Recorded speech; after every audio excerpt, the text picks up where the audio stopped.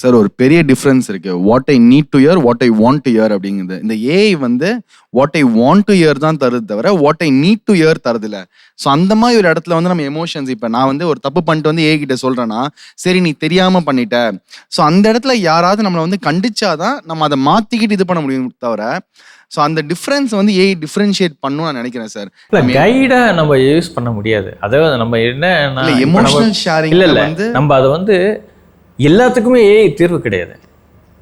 நம்ம வந்து emotional share பண்ணுறது ஒரு விதத்தில் ரைட்டும் கிடையாது. ஏன்னா that can manipulate you, that can tell you, நீங்கள் நான் தெரியாமல் ஒருத்தனை இது பண்ணிட்டு வந்துட்டேன்டா, அவனுக்கு ஒரு தீங்கு செஞ்சுட்டு வந்துட்டேன்டா அப்படின்னா நீங்கள் பரவாயில்ல அப்படின்னு சொல்லலாம். நீங்கள் உங்கள் இன்னொரு ஃப்ரெண்ட்ஸோ இல்லை உங்கள் அம்மா அப்பாவோ என்ன சொல்லுவாங்க, அது தவறு, அவங்ககிட்ட போய் மன்னிப்புக்கலன்னு சொல்லுவாங்க. இது என்ன சொல்லுவோம், பரவாயில்லடா நீ ஏதோ ஒரு சூழ்நிலை பண்ணிட்டேன்னு நீங்கள் சொல்கிறீங்க இல்லையா, அதுவும் எவல்யூஷன் தான் சொல்கிறேன். உங்கள் அம்மா அப்பா சொல்கிற மாதிரியான அட்வைஸும் கொடுக்கும். அதுக்கு நீங்கள் எல்லாத்தையுமே அதாவது எல்லா கணக்கையும் ஏஐ மேலே எழுதிடக்கூடாது. எல்லாத்துக்கும் ஏஐ தீர்வும் கிடையாது. நீங்கள் உங்களுடைய எமோஷன், இப்போ அவர் என்ன சொல்ல வர்றாரு, என்ன வந்து ஜட்ஜ்மெண்ட் பண்ணிடுவாங்க. என் ஃப்ரெண்ட்ஸ் எல்லாம் வந்து நான் சொல்கிறது வந்து தப்பு, என்னடா இது கூட தெரியலையா அப்படின்னு சொல்லிவிடுவாங்க. ஆனால் ஏஐ வந்து என்னது, இது இப்படி எழுதி கொடுறா அவங்களுக்கு ரொம்ப பிடிக்கும் அப்படின்னு, அதுதான் அவரோட சொல்கிற பாயிண்ட்டு. பட் அதில் ஒரு எமோஷனல் பாண்ட் அவருக்கு ஏஐயில் இருக்குது.